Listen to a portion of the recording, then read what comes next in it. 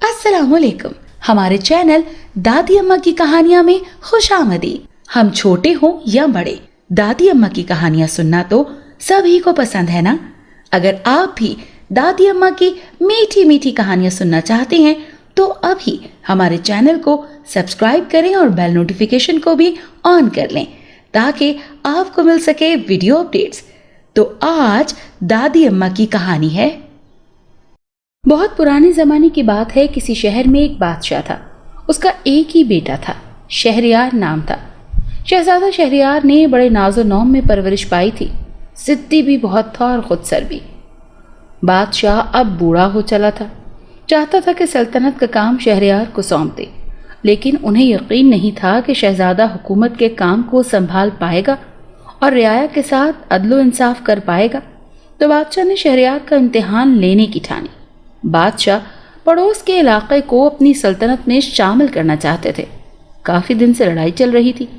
बादशाह ने शहरयार शहजादे को ये जिम्मेदारी सौंपी कि अगर तुम उस मुल्क को फतह कर लो तो मैं समझ लूँगा कि तुम हुकूमत संभालने के काबिल हो गए हो। तो शहजादा एक बड़ी फौज लेकर रवाना हुआ। अपनी तदबीर और बहादुरी से मुल्क फतह कर लिया। वापसी पर बादशाह ने शहरयार की ताजपोशी की रस्म अंजाम दी। मुल्क में दोहरी खुशियां मनाई जा रही थी, एक फतह की और दूसरी ताजपोशी की। शहर में नए बादशाह की सवारी धूमधाम से निकाली गई। एक खलकत देखने को उमड़ पड़ी। वजीर की 9 उम्र बेटी फितना अंगेज भी अपने महल की छत पर बैठी जुलूस देख रही थी। जब बादशाह का हाथी वजीर के महल के पास से गुजरा तो फितना अंगेज के पांव की झांझन इत्तफाकन खुल गई और ठीक बादशाह की गोद में आ पड़ी। बादशाह ने सर उठाकर देखा तो किसी लड़की की हल्की सी झलक दिखाई दी। क्योंकि लड़की फौरन ही कूद कर भाग गई थी, बादशाह जानते थे कि ये वजीर का घर है और लड़की यकीनन वजीर की ही बेटी होगी। उन्हें शरारत सूझी। अगले दिन दरबार लगा तो बादशाह ने वजीर को बुलाकर कहा कि मेरे एक सवाल का जवाब दो। अगर नहीं दे सके तो तुम्हें तुम्हारे ओहदे से हटाकर देश निकाला दे दिया जाएगा। सवाल यह है कि तुम्हारे घर दाल पकी, हमने घर बैठे चक्की। वजीर बड़े परेशान हुए। घर आकर खामोश और फिक्रमंद बैठ गए। फितना अंगेज उनकी अकलौती और लाडली बेटी थी।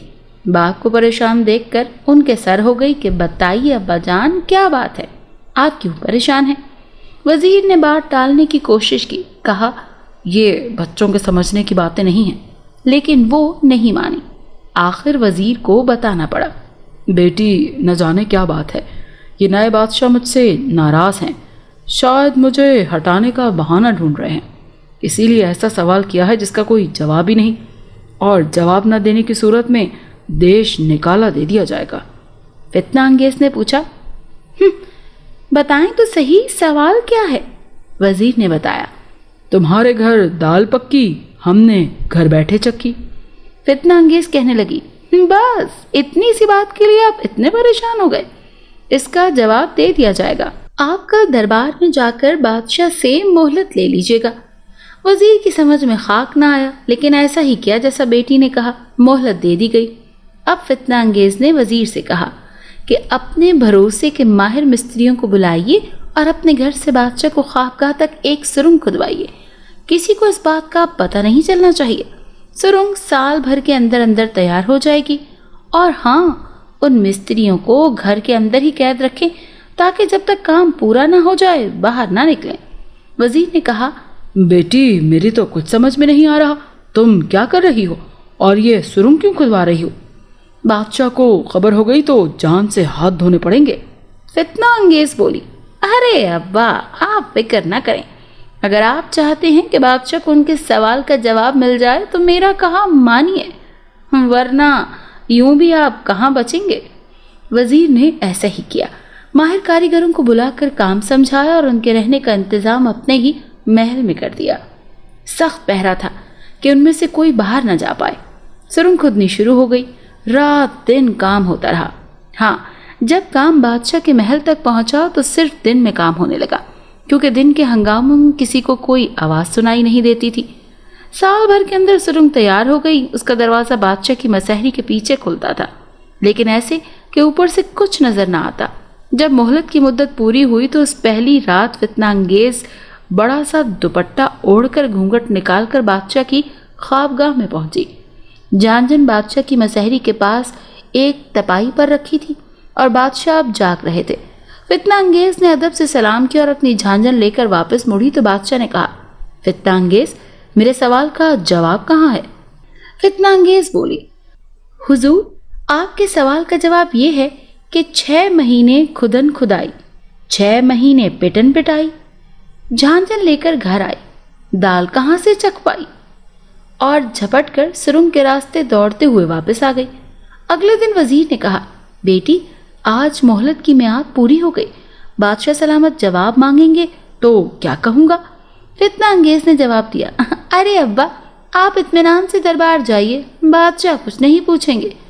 وزیر کی کچھ سمجھ میں نہیں آیا، لیکن بیٹی سے بحث فضول تھی۔ ڈرتے ڈرتے دربار میں گئے۔ تمام وقت جان سوکھتی رہی۔ بادشاہ تمام سرکاری کاموں کی باتیں کرتے رہے، لیکن اس سوال کے بارے میں کوئی بات نہیں کی۔ وزیر نے اطمینان کی سانس لی اور بیٹی کی سمجھداری کے قائل ہو گئے۔ اب بادشاہ لاجواب تو ہو گئے تھے، لیکن دل ہی دل میں بڑے جزبز ہوئے کہ اس ذرا سی چھوکری نے انہیں لاجواب کر دیا۔ اسے نیچے دکھانے کی ترکیب سوچتے رہے۔ ایک دن وزیر کو بلا کر کہا، وزیر اعظم، ماں بدولت کو بیل کا دودھ چاہیے، یا تو بیل کا دودھ لا کر دو ورنہ سر قلم کروا دوں گا۔ وزیر گھر آ کر افسردہ اور پریشان بیٹھ گیا۔ فتنہ انگیز سمجھ گئی کہ بادشاہ نے بدلہ لینے کے لیے پھر کوئی شگوفہ چھوڑا ہے۔ باپ سے فکر کا سبب پوچھا تو وزیر بولے، کیا بتاؤں بیٹی، بادشاہ میری جان کا دشمن ہو گیا ہے۔ پچھلی بار تم نے سنبھال لیا تھا، اب پھر جان سے مارنے کی دھمکی دے دی۔ فتنہ انگیز نے پوچھا، آپ کیا چاہتے ہیں بادشاہ سلامت؟ وزیر نے بتایا کہ انہیں بیل کا دودھ چاہیے۔ لو بتاؤ بھلا، میں بیل کا دودھ کہاں سے لاؤں؟ فتنہ انگیز بولی، ارے ابا، آپ بھی نا ذرا سی بات پر پریشان ہو جاتے ہیں۔ کل دربار میں جا کر بادشاہ سے سال بھر کی مہلت لے آئیے، کہیے گا بیل کا دودھ تلاش کرنے میں اتنا وقت تو لگ ہی جائے گا۔ وزیر نے ایسا ہی کیا اور منتظر رہے کہ بیٹی شاید پھر ان کے کسی کام آ جائے، لیکن فتنہ انگیز نے اور کوئی فرمائش بھی نہ کی، خاموش ہو گئی، اطمینان سے بیٹھی رہی۔ دیکھتے ہی دیکھتے سال بھر گزر گیا۔ جس دن مہلت کی مدت پوری ہونی تھی، اس دن صبح ہی صبح منہ اندھیرے اس نے نوکرانی جیسے کپڑے پہنے اور کچھ چھوٹے چھوٹے کپڑوں پر ہلدی کے دھبے لگا کر اور دھوبیوں والا ڈنڈا لے کر ندی پر پہنچ گئی۔ ندی کا جو کنارہ بادشاہ کی خوابگاہ کے ٹھیک نیچے تھا، وہاں بیٹھ کر گلا پھاڑ پھاڑ کر دھوبیوں کی طرح چھیو چھیو چلانے لگی، ساتھ ہی ڈنڈے سے کپڑے کو کوٹنے بھی لگی۔ شور شرابہ سن کر بادشاہ کی آنکھ کھل گئی، سخت غصہ آیا۔ کھڑکی سے جھانک کر دیکھا تو گھونگھٹ نکالے ایک لڑکی نظر آئی جو چلا چلا کر کپڑے دھو رہی تھی۔ بادشاہ نے ڈپٹ کر پوچھا، اے لڑکی، کون ہے اور یہاں کیا کر رہی ہے؟ اس کنارے تک آنے کے لیے تیری ہمت کیسے ہوئی؟ لڑکی بولی، بادشاہ سلامت کا اقبال بلند ہو، رات کو میرے باپ کے بچہ ہوا ہے، اسی کے پوتڑے دھو رہی ہوں۔ بادشاہ کو ہنسی آ گئی، باپ کے بچہ ہوا ہے یا ماں کے ہاں؟ لڑکی بولی، نہیں حضور، میرے باپ کے بچہ ہوا ہے۔ بادشاہ نے کہا، بے وقوف، کہیں مرد کے بھی بچہ ہوا ہے کبھی؟ لڑکی نے جھٹ سے جواب دیا، حضور، کہیں بیل نے بھی دودھ دیا ہے؟ بادشاہ نے لمبی سانس لی، اوہ فتنہ انگیز، یہ تم ہو؟ جی سرکار، بادشاہ سلامت رہیں، یہ کنیز ہی ہے۔ بادشاہ بولے، چلو بھاگو، گھر جاؤ۔ فتنہ انگیز کپڑے وپڑے پھینک کر پھانک کے واپس گھر آ گئی۔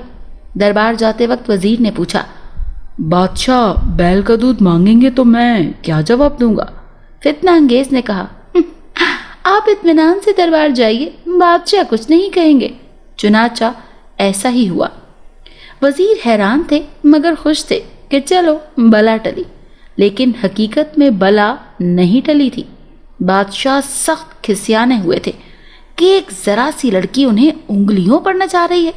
آخر ایک دن انہوں نے وزیر کو بلا کر کہا، وزیر اعظم، ہم آپ کو عزت بخشنا چاہتے ہیں، ہم آپ کی بیٹی سے شادی کرنا چاہتے ہیں، جائیے اور شادی کی تیاریاں کیجیے، شادی جلد از جلد ہونا چاہیے، وزیر کی تو جان نکل گئی۔ ارے صاف نظر آ رہا تھا کہ بادشاہ باپ کا بدلہ بیٹی سے لینا چاہتا ہے، نہ جانے میری بیٹی کا کیا حشر کرے گا۔ لیکن انکار کی گنجائش ہی کہاں تھی، گھر آ کر پھر خاموش بیٹھ گیا۔ فتنہ انگیز سمجھ گئی کہ بادشاہ نے پھر سے کوئی شوشہ چھوڑ دیا۔ پوچھنے لگی، ابا بتائیے نا اب کیا ہوا؟ بادشاہ نے کوئی نیا سوال کر دیا۔ وزیر بولے، یہ تمہارے بتانے کی بات نہیں ہے، لیکن اس میں کوئی شک نہیں کہ بادشاہ میری اور تمہاری جان کے دشمن ہیں۔ فتنہ انگیز نے جب زیادہ ضد کی تو وزیر کو بتانا پڑا کہ بادشاہ سلامت تم سے شادی کرنا چاہتے ہیں۔ فتنہ انگیز بولی، ابا اس میں فکر کی کیا بات ہے؟ میری شادی آپ نے کہیں نہ کہیں تو کرنی ہی تھی۔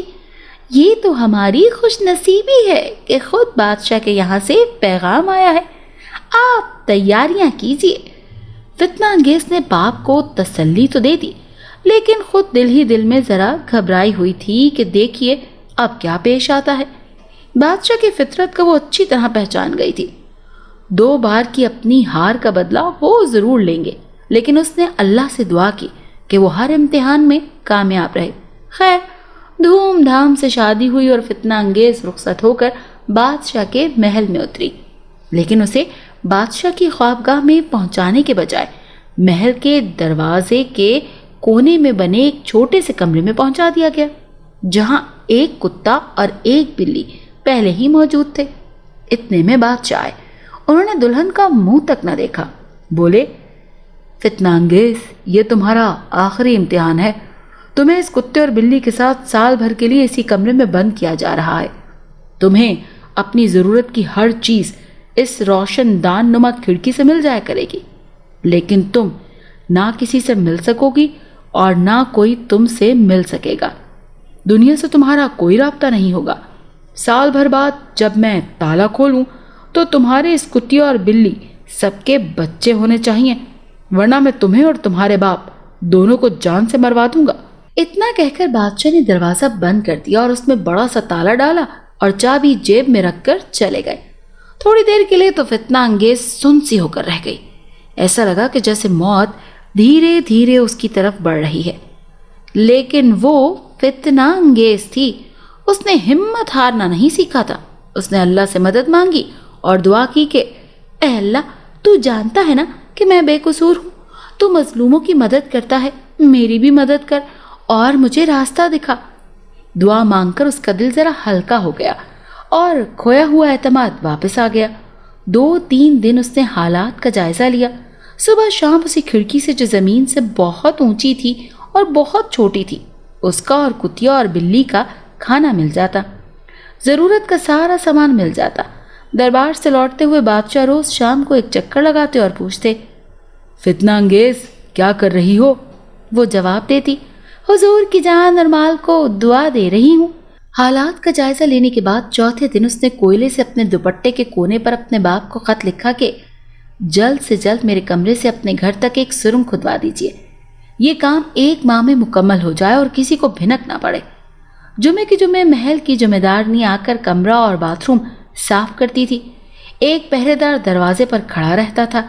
فتنہ انگیز نے موقع دیکھ کر جمعہ دارنی کو باتھ روم میں بلایا اور اپنے سچے موتیوں کی مالا اسے انعام میں دیتے ہوئے کہا کہ میرا یہ دوپٹہ میرے باپ وزیر کو پہنچا دو۔ جمعہ دارنی راضی ہو گئی۔ ایک تو انعام کا لالچ تھا، دوسرا اسے بھی اس کمسن خوبصورت وزیر زادی سے ہمدردی ہو گئی تھی۔ اس نے دوپٹہ اپنے کپڑوں میں چھپا لیا اور سیدھا جا کر چپکے سے وزیر کو دے دیا۔ وزیر نے اسے مزید 2 اشرفیاں دیں اور تاکید کی کہ اس کی خبر کسی کو نہ ہو۔ جمعہ دارنی نے اپنا وعدہ نبھایا اور اپنا منہ بند رکھا۔ وزیر نے 50-60 وفادار مزدوروں کو لگا کر اسی دن سے سرنگ کھدوانی شروع کر دی اور 1 مہینے کے اندر اندر سرنگ تیار ہو گئی۔ فتنہ انگیز نے راحت کی سانس لی۔ اب وہ کھانے کے اوقات اور بادشاہ کے آنے کے وقت کو چھوڑ کر اپنا باقی وقت اپنے باپ کے محل میں گزارتی۔ اس کے پاس وقت کم تھا۔ اس نے گانے ناچنے والی کمسن اور خوبصورت لڑکیوں کا ایک گروپ تیار کیا اور بادشاہ کے محل کے مقابل خیمے لگا کر اپنی نوٹنکی شروع کر دی۔ کچھ ہی دنوں میں نوٹنکی کی شہرت دور دور تک پھیل گئی۔ لوگ دور دور سے تماشا دیکھنے کے لیے آنے لگے۔ فتنہ انگیز خود پردے میں رہتی تھی، لڑکیاں ناچتی گاتی اور کھیل دکھاتی۔ ہوتے ہوتے شہرت بادشاہ کے کانوں تک پہنچی۔ بادشاہ نے حکم دیا کہ ان سے کہو کہ محل میں آ کر تماشا دکھائیں۔ فتنہ انگیز نے پردے کے پیچھے سے بادشاہ کے ہرکارے سے کہا کہ بادشاہ سلامت سے سلام عرض کرنا اور کہنا ہم لوگ ایران سے آئے ہیں، عزت دار ہے، کسی کے محل یا گھر میں تماشا نہیں دکھاتے۔ بادشاہ سے عرض کرنا کہ ہماری دعوت قبول فرمائیں اور ہمارے ڈیرے پر آ کر ناچ دیکھیں۔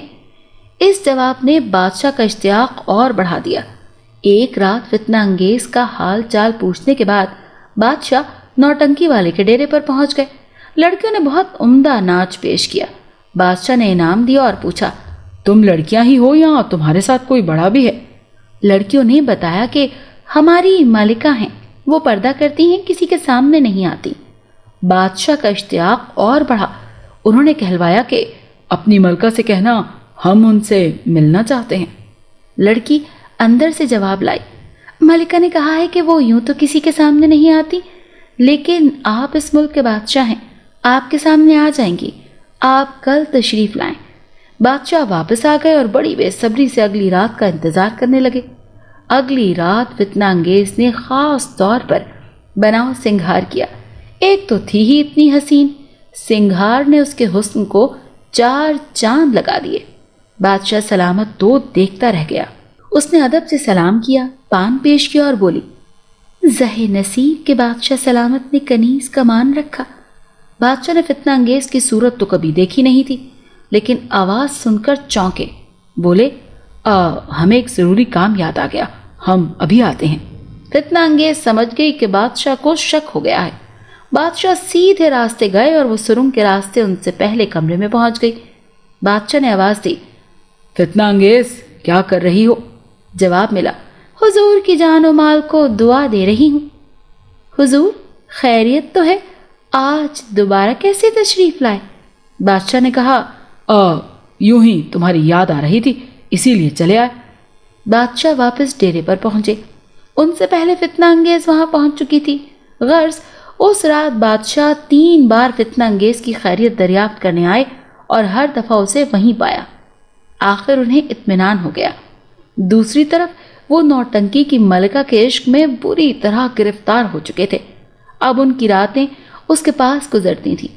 1 ماہ کے بعد ایک رات اس نے بادشاہ سے کہا بادشاہ سلامت اب ہمیں اپنے ملک واپس جانا ہوگا، خبر آئی ہے کہ میری ماں بہت بیمار ہے۔ بادشاہ اداس ہو گئے۔ اس نے وعدہ لیا کہ جیسے ہی اس کی ماں صحت یاب ہو جائے وہ واپس آ جائے۔ اگلے دن لوگوں نے دیکھا کہ میدان صاف تھا۔ راتوں رات نوٹنکی چلی گئی۔ فتنہ انگیز کا مقصد پورا ہو چکا تھا۔ اب وہ بادشاہ کے بیٹے کی ماں بننے والی تھی۔